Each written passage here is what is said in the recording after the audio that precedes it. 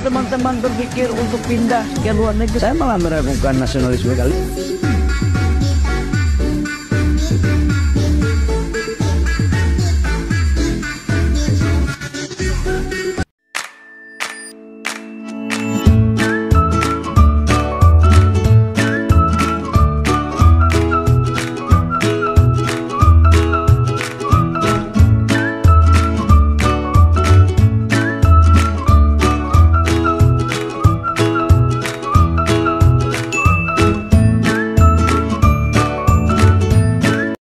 Akhir-akhir ini lagi trending banget soal hashtag kabur aja dulu. Dan berbagai kontroversinya ya friends, kalian punya rencana mungkin untuk meninggalkan Indonesia dan mencoba untuk luar negeri, terutama ke New Zealand. Kalian harus tonton dulu video ini sebelum kalian memutuskan untuk pergi ke luar negeri.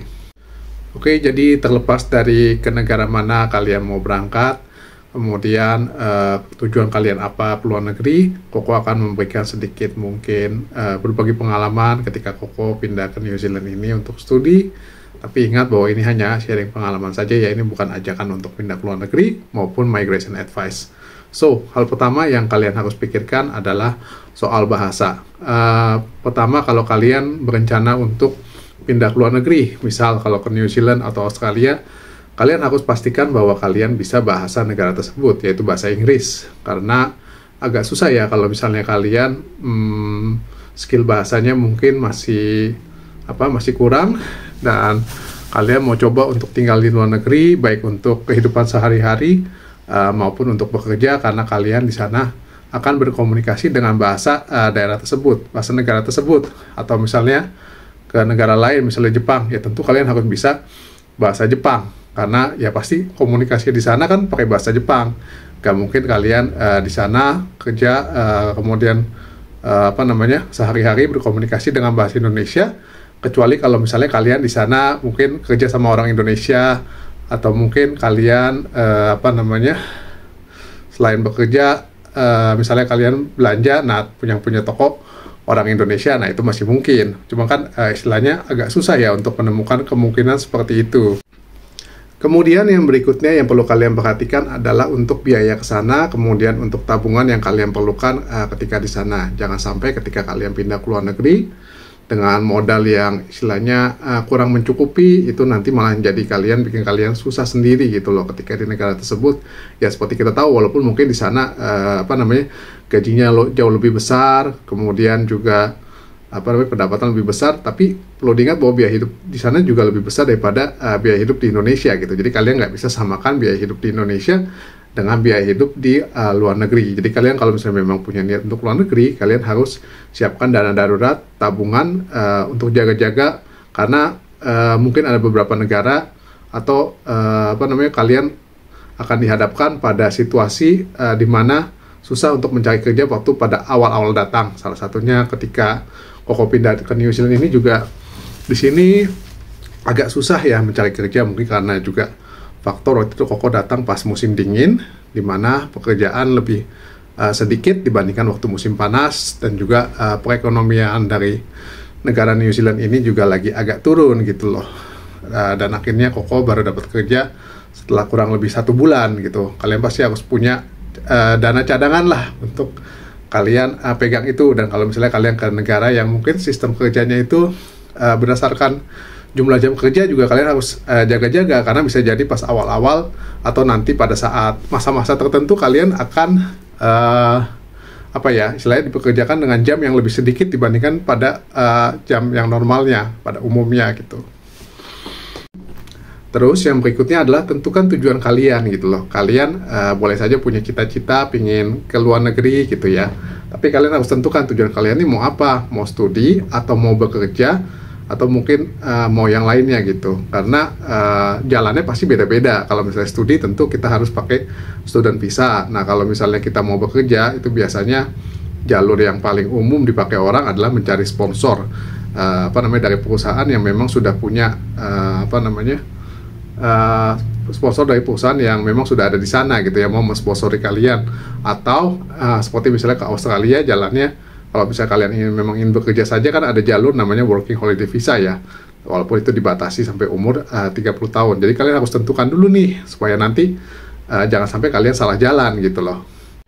Terus mungkin hal lain yang kalian perlu pertimbangkan adalah kalian harus pastikan bahwa ketika kalian pindah ke sana, ketika ada kesempatan, itu merupakan jalur yang istilahnya resmi, karena kalau enggak ya nanti kalian akan susah sendiri. Jangan sampai kalian itu teriming-iming, kalian ingin pergi ke luar negeri, kemudian penghasilan besar, tertipu oleh oknum-oknum yang menawarkan jasa pekerjaan, jasa untuk mencarikan pekerjaan pada kalian. Karena itu nanti bisa jadi itu adalah scam atau itu adalah penipuan gitu loh.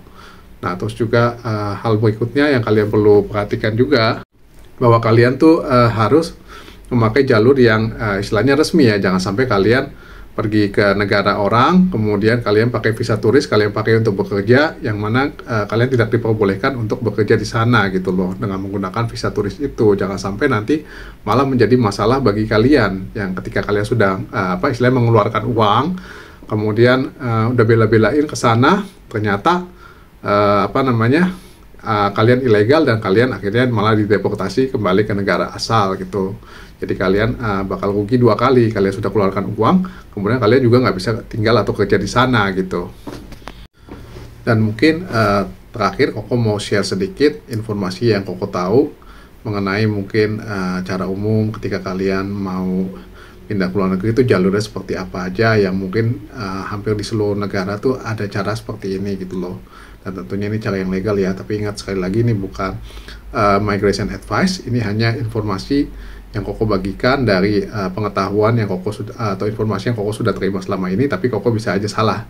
Jadi kalian harus nanti diskusi lagi dengan orang yang memang punya kompetensi, seperti misalnya migration agent dan lain-lain. Nah, cara yang pertama itu adalah dengan cara pakai visa studi. Nah, umumnya itu visa student itu dia bisa memiliki hak kerja, tapi part time, artinya nggak bisa full time. Tapi kadang-kadang di kebanyakan negara itu kalian bisa membawa partner, misalnya istri atau suami, di mana nanti istri atau suami kalian itu dia bisa bekerja penuh waktu gitu loh. Nah, kemudian cara yang kedua adalah mencari sponsorship dari perusahaan yang sudah ada di negara tersebut.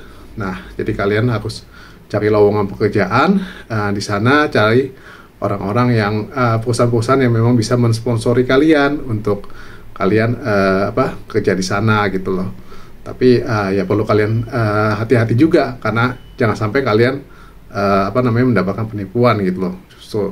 Nah ya jujur aja ketika di New Zealand ini Koko ketemu sama beberapa orang yang memang kesini dengan jalur accredited employer work visa, jadi visa kerja dari perusahaan yang memang sudah terakreditasi di sini gitu loh. Nah itu mungkin cara yang paling enak atau yang paling lebih pasti ya, karena kalian ketika datang ke sini sudah dapat pekerjaan, tapi ya nyarinya juga mungkin nggak gampang ya. Nah kemudian mungkin kalau jalur lain yang mungkin di setiap negara itu adalah jalur pernikahan atau jalur pasangan gitu. Jadi misalnya kalian sudah punya pasangan yang memang warga negara atau permanent resident dari negara lain, ya itu bisa jadi salah satu jalur gitu loh untuk kalian pindah ke negara tersebut. Oke, jadi segitu aja dulu untuk vlog dari Koko hari ini. Ya mungkin yang ingin Koko sampaikan bahwa misalnya kalian punya cita-cita untuk pindah ke luar negeri, itu bagus gitu loh, boleh saja. Artinya kalian punya pikiran yang terbuka, tapi ya kalian harus istilahnya punya tujuan yang jelas ke luar negeri ini mau apa gitu, mau ngapain gitu. Jangan cuman gara-gara mungkin nggak senang sama kondisi di negara kalian, tapi nanti jangan sampai ketika kalian di luar negeri justru kalian malah menjadi susah gitu loh. Dan kalian juga harus pikirin gimana nanti waktu pas di sana kalian pastikan sebagai pendatang baru mungkin perlu yang namanya adaptasi gitu, cocok atau enggak dengan udara di sana, kemudian kondisi lingkungan di sana gitu loh. Jadi jangan sampai kalian cuman istilahnya ada iming-iming dari orang lain, atau misalnya mendengar kisah dari orang lain bahwa kehidupan di luar negeri ternyata lebih enak daripada di Indonesia. Nah ya mungkin yang diceritain itu yang enak-enaknya aja gitu loh. Mungkin ada juga yang nggak enaknya yang kalian belum dengar gitu loh. Nanti jangan sampai kalian kaget dan menyesal ketika pindah ke sini. Tapi ya kalau misalnya kalian memang sudah punya tujuan yang jelas, kemudian memang udah punya tekad dan juga modal yang kuat, ya nggak ada salahnya kalau memang itu tujuannya untuk membangun diri kalian, dan juga yang paling penting kedepannya kalian mungkin bisa membangun Indonesia, walaupun nggak tahu apakah nanti kalian akan kembali ke Indonesia, atau mungkin kalian bisa juga berkontribusi kepada Indonesia dari negara tempat kalian pindah tersebut. Jadi ya istilahnya jangan lupakan bahwa kita ini sama-sama dari Indonesia gitu.